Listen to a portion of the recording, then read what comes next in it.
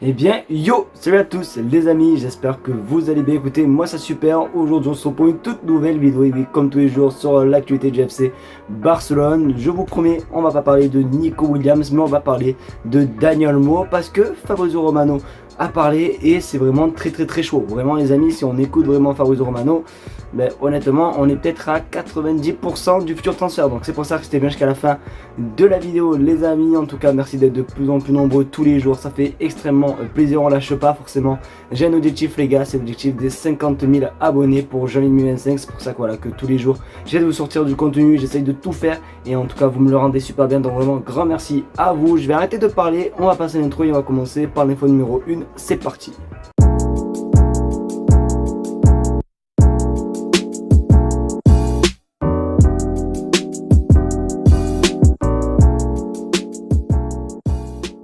Les amis, nous sommes le 1er août et qui dit 1er août, ben, dit tout simplement le premier mois tout simplement de la Liga. Franchement, on est dans le mois où vraiment le foot reprend parce que là forcément le Barça est en tournée américaine etc. Mais dans 2 semaines je crois, la Liga reprend et oh qu'est-ce qui me tarde les amis, c'est juste exceptionnel. Et vous le savez hein, que le Barça chaque mois où le foot commence, où il y a la saison, eh bien il nous partage tout simplement le calendrier du mois et du coup le voici, voilà tout simplement avec tout simplement encore la tournée américaine contre le Real Madrid, je crois c'est c'est samedi soir. Ensuite on a tout simplement l'AC Milan, Monaco aussi pour le trophée Gamper et après voilà les matchs de Liga et le premier match notamment contre Valencia les amis qui va être quand même très compliqué, mais ça fait plaisir, honnêtement ça fait trop plaisir de retrouver du vrai foot. Alors ça va être un mois quand même assez compliqué, surtout le premier match quand même Valencia et en plus l'Athletic Bilbao. Ça va être d'ailleurs peut-être le cas de retrouver notre ami Nico Williams, tiens, hein Nico Williams, on va pas t'oublier toi, j'espère qu'on va gagner contre Athletic Bilbao. Donc n'hésitez pas à vous me dire ce que vous en pensez les gars de simplement de ce petit calendrier, mais franchement ça fait trop plaisir et franchement voilà, c'est passé super vite et voilà quoi, ça fait trop plaisir. D'ailleurs hier, pour ceux qui ont regardé la vidéo, d'ailleurs merci à ceux qui ont regardé la vidéo, n'hésitez pas à me dire si vous avez regardé ou pas la vidéo dans les commentaires. Mais hier il me semble qu'on avait parlé un petit peu du cas de João Félix, où je vous avais montré simplement des images où on le voyait forcément pas avec un très grand sourire à l'entraînement de l'Atlético. Mais aujourd'hui on en sait un petit peu plus concernant son potentiel retour. N'y croyez pas, ça me fait un petit peu mal au cœur parce que c'est vrai que puisque Nico Williams c'est en train doucement de s'écraser, mais je me dis pourquoi pas essayer de récupérer João Félix en attaque. Mais du coup on regarde ton écran, João Félix atteindra Barcelone, que les chances de son retour soient aussi faibles que 1% ou 0,5. donc voilà, en gros il n'y a que 1% de chance de revoir João Félix rejouer au FC Barcelone. Donc autant vous dire qu'on le reverra je pense quasiment plus du tout sous le maillot du FC Barcelone. C'est dommage. Alors j'ai vu que le Barça tenterait, je dis bien tenterait, simplement de refaire 2 prêts sans option d'achat pour les 2 joueurs, que ce soit João Félix ou João Cancelo. Après ça m'étonnerait que l'Atlético déjà accepte, parce qu'il me semble que l'Atlético eux veulent de l'argent, je crois qu'ils en demandent 60 millions d'euros. Et Manchester City je sais pas, honnêtement je sais pas du tout pour Manchester City. Donc à voir ce qui va se passer pour les 2 João. N'hésitez pas à me dire ce que vous aimeriez bien récupérer les 2 João, ou est-ce que vous aimeriez bien récupérer que Cancelo ou Félix. N'hésitez pas à tout dire les gars, vraiment dans les commentaires, comme d'habitude je vous lirai. Je pense que pour cette info les avis vont être vraiment partagés et compris le mien les gars, parce que même moi je sais vraiment pas quoi en penser. Vous le savez, malheureusement la saison dernière on a eu tout simplement une blessure de Ter Stegen pendant plusieurs mois et c'était tout simplement Iñaki Peña voilà, qui le remplaçait, même si des fois on va pas se mentir, je trouve que des fois il nous sauvait beaucoup hein, notamment contre l'Atlético Madrid où il te sort un coup franc de la lucarne. Après quelques jours après c'était contre Porto, un match en plus pour la qualification en 8ème de finale de Ligue des Champions. Bon bref, il y avait des matchs où il faisait tout simplement des belles parades, des beaux arrêts, vraiment qui faisait des matchs complets. Mais comme il y avait aussi des matchs où il faisait quand même des petites boulettes, notamment je m'en souviens très bien, un centre qui venait, il a pas réussi à capter, il y a eu but juste après. Du coup on en sait un petit peu plus concernant l'avenir d'Iñaki Peña. Regarde ton écran, Iñaki Peña a rejeté toutes les offres de quitter le Barça cet été car il rêve toujours de réussir au club les amis. Donc voilà ce qu'il a dit. Alors attendez, je vais bien mettre la caméra, voilà.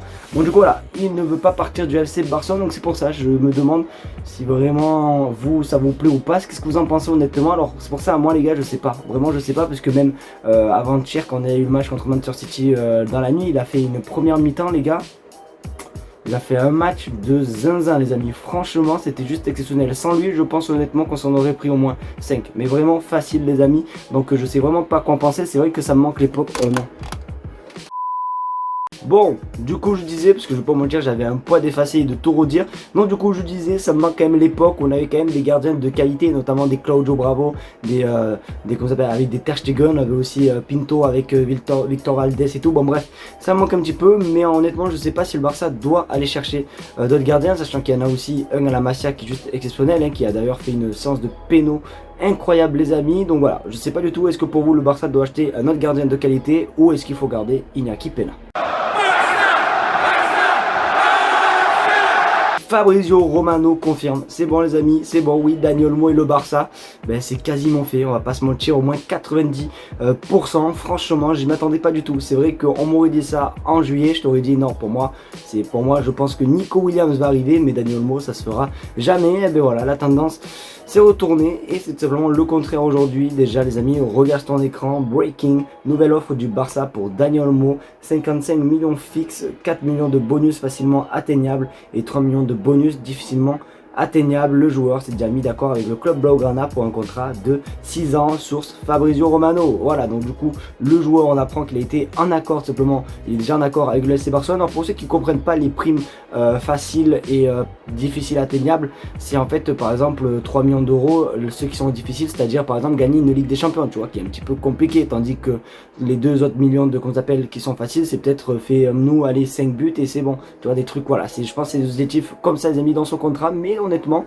ben, je suis quand même assez content. Après, j'ai vu quand même une petite stat qui fait pas trop plaisir concernant Dani Olmo, celle qui dit qu'en 3 ans, il a pas joué 68 matchs. Tu vois, en 3 ans, il a oublié, du moins pas il a oublié, mais en gros, il n'a pas été là pendant 68 matchs à cause de blessures. Donc, en plus, le Barça, nous, on est très connu pour pour que les joueurs se blessent. Donc je sais pas, voilà, ça m'a mis un petit coup de froid dans le dos, mais sinon, à part ça, c'est quand même un joueur exceptionnel. Malheureusement aujourd'hui j'ai pas trop vu de nouvelles sur Nico Williams, tant mieux, voilà, ça nous fait un petit peu réfléchir, il faut un petit peu l'oublier. Mais voilà, du coup Dani Olmo le Barça, here we go, de la part de Fabrizio Romano.